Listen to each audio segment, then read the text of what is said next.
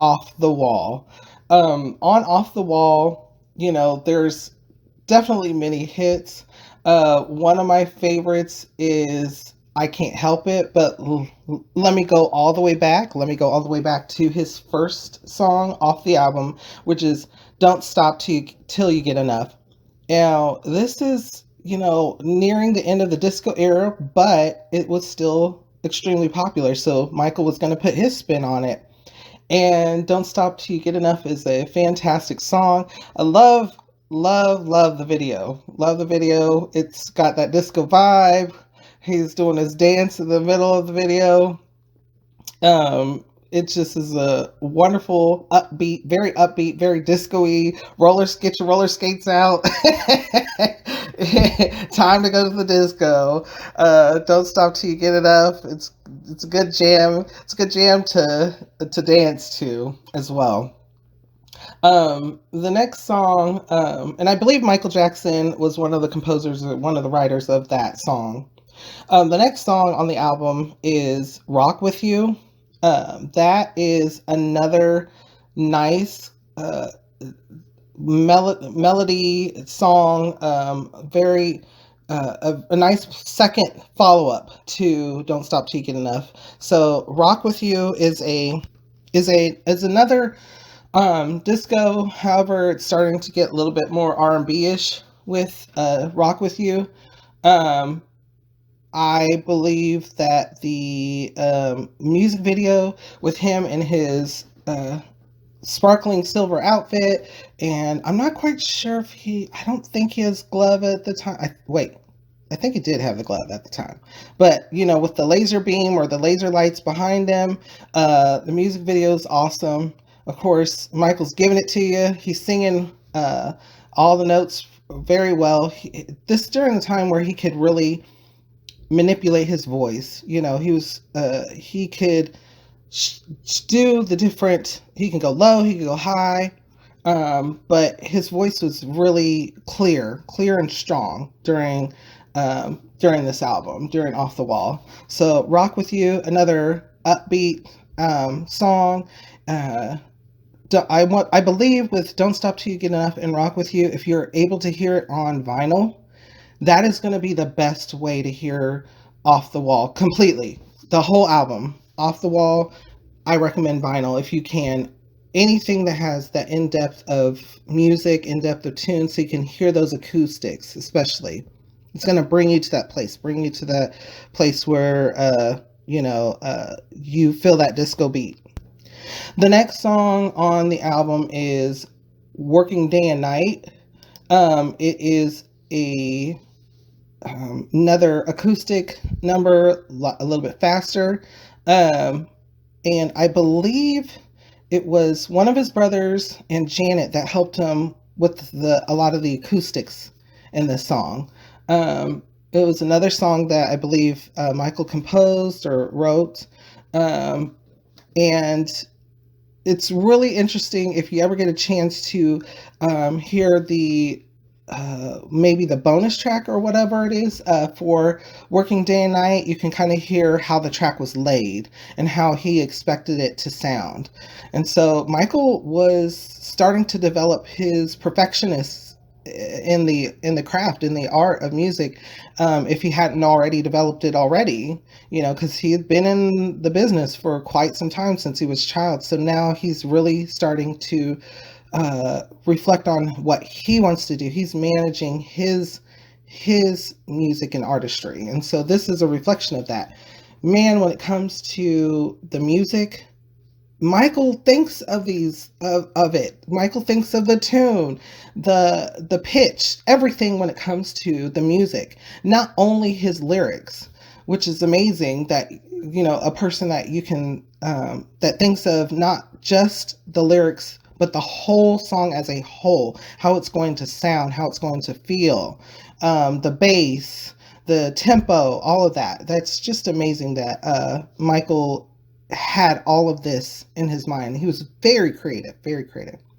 And so if you ever get to see or listen to Working Day and Night, again, it's good jam to listen to on vinyl. The next song on the album is Get on the Floor. It's another disco album, or it's another disco song. Very, very disco. The only thing I could see whenever I listen to it is the disco floor, people in bell bottoms and just doing it, whether it be afro or long hair, just having a good time, or short curly hair, or however, just that real 70s type feel, say, late 70s, early 80s disco feel. It reminds me of a lot of the disco greats, including Donna Summer. That's what this reminds me of, and Michael does a very good job with Get on the Floor. He sings the song very well. It's very clear. He's very strong in it. Uh, he sings the harmony and melody in the song. He does his own background vocals, and so Get on the Floor is a very good, nice follow up to right after Working Day and Night, and it's got a very strong disco. The next song on the album, the next is Off the Wall, and Off the Wall is, when you first hear it, it's kind of, to me, it always sounded like it was Halloweenish. How it kind of starts off, but it's nowhere near that. It's again another disco track, but it's more pop. It's a little bit more R&B to me, rather than just disco. But it's another boogie song. It's another, time to get out your skates again. Time to get up on the dance floor. Got a nice beat to it. Most of the songs on this album, I believe, are got a more of an upbeat, up tempo. He's really singing out. He's really belting out the notes in this song. He just wants everybody to enjoy themselves and groove. And that's what makes the song. It's a very, very positive, very upbeat song. I do not believe that there is a music video to this song, but it is a single. It's if you get a chance to listen to it again, the best way to do it is listen to it on vinyl, or if you got really good headphones or something with that that you can hear the acoustics, then that is highly recommended to hear this song. The next song on Off the Wall is Girlfriend. And I believe this song was written by Paul McCartney, if I'm not mistaken. And it was written for Michael Jackson, if I'm not mistaken. So it wasn't just written for Paul McCartney. He actually wrote it with the intentions of Michael Jackson singing it and singing this song. And he did. He obliged him, And to me, I love the song. It's really, again, it's a slower but more upbeat song. It's got the real 80s vibe, the early 80s vibe when it comes to the type of acoustics that are used in it. I'm not quite sure if it's an electric piano or a specific type of instrument that's used throughout it, but it's very prevalent, along with him singing the lyrics of the song. And he also is hitting a little bit more higher notes during the song. It's more consistent, but his voice sounds clear. It sounds consistent and strong throughout it. And it's a good story song. Like it's a cute song on the album. It's a nice change of pace, starting of a change of pace with the album, with the music on the album. And so it's a great addition to Off the Wall. And after Girlfriend, the next song is She's Out of My Life. Now, I believe this song was written for Michael, so it was one of those songs that Michael didn't write. He may have had some play in it. I'm not quite sure, but he did sing this song lovely. It's a nice, slow ballad song on the album. It changes up the tone. It changes up the pace. It's talking about a breakup that basically he didn't want, because he's saying it cuts like a knife. She's out of my life. it's not just for the rhymes. It's not. It's even though the song is almost like a poem. It's beautifully sung by Michael, and I believe he does an excellent job. He does an excellent job with what is it called, vibrato, or his the way he goes up and down in the notes, and how he can control his voice and the strength of it in the song and this lovely ballad. It's one of my favorites on this album. And also I believe, if I'm not mistaken, because um, I've what I've heard from the documentary parts of this album is that Rod Timberton, like every time he was in the studio with Michael and Michael would sing the song to record it, he would cry at the end. So we are actually hearing at the very end, you could start hearing how his voice is cracking a little bit, and how even though it's still beautiful, it's still lovely, it doesn't take away from the song at all. It adds to it. It adds that depth of emotion, and he starts crying at the end of it, and I think that that's lovely. It just shows how he felt about singing the song. I'm not quite sure what emotions were brought up, you know, um, when he was singing the song, but it's one of those things that he's very passionate about singing. He's very passionate about his music. And so he's also a passionate person. He really did care for others. And so I think that that was all coming out in this song. Besides, it could have been more, it could have been his own love life. Maybe he did have a love interest or something at the time. I'm not sure, but you could really feel his emotions and his passion in this song. And it's just a beautiful song that is placed near the end of the album. And so, right after She's Out of My Life is the next single, I Can't Help It. And again, there's no music video for this, but I believe it was released as a single. I Can't Help It. I like it because it's not it may be considered a disco jam, but to me, it's again beginnings of that R&B, a little bit of blues too in it. Um, it's got a little bit more bass tone in it. Um, and Michael really explores the depth of his voice from the bottom to the top. And he sings those notes and carries those runs fantastically throughout this song.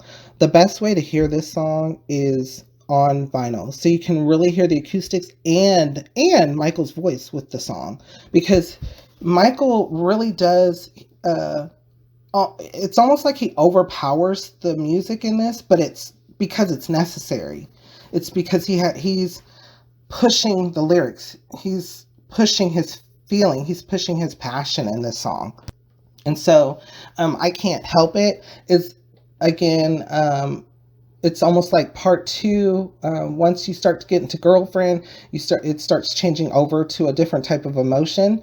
Then with She's Out of My Life, and now I Can't Help It. So I Can't Help It is it's very well placed in Off the Wall, on the album Off the Wall. And so the next song after is It's the Falling in Love. I forgot to say at the beginning that the order that I'm taking is from just the CD version. And so if you have the album, the original vinyl, or if you have a cassette, it may be in a different order. And so, but the version that I'm reading or looking or from memory is from the CD version, and numbered order. So I believe some of these where I'm at now was be on like side B, but I'm not quite sure exactly. But It's the Falling in Love is the next song. It's a little bit more upbeat. It's a more positive. It's talking about love.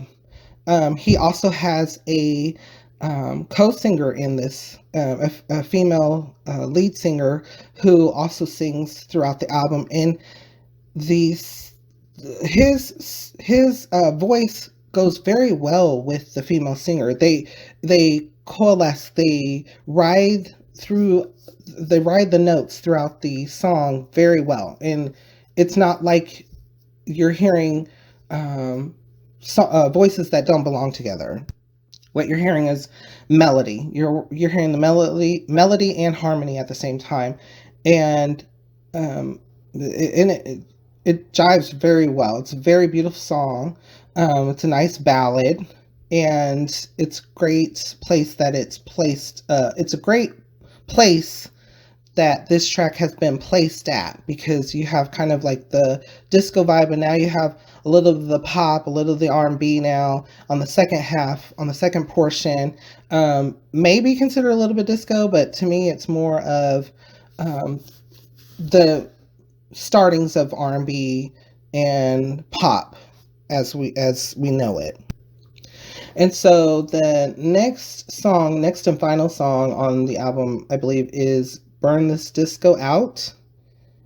It is a reminder that this is a lean towards disco album. This is Michael's first album. And once again, it's going to sit you right back into that disco. It's more of like a disco club song. You know, it's very upbeat. It's got the disco melody going throughout it.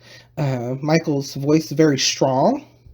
He's hitting his middle registry in the song predominantly throughout the song. So he's not having to work for a whole lot of notes. He does have a few higher notes, but he's utilizing his middle registry voice to hit those so they sound stronger. Like he's singing more from his chest. You can tell. And again, the best way to hear this song is going to be on vinyl. Or something with that bass, that acoustic sound, that strong acoustic sound. So the song "Burn This Disco Out" is a very nice way to end his off the wall album, his one of his main hits. And so if you get a chance to listen to the album, I recommend hearing it on vinyl.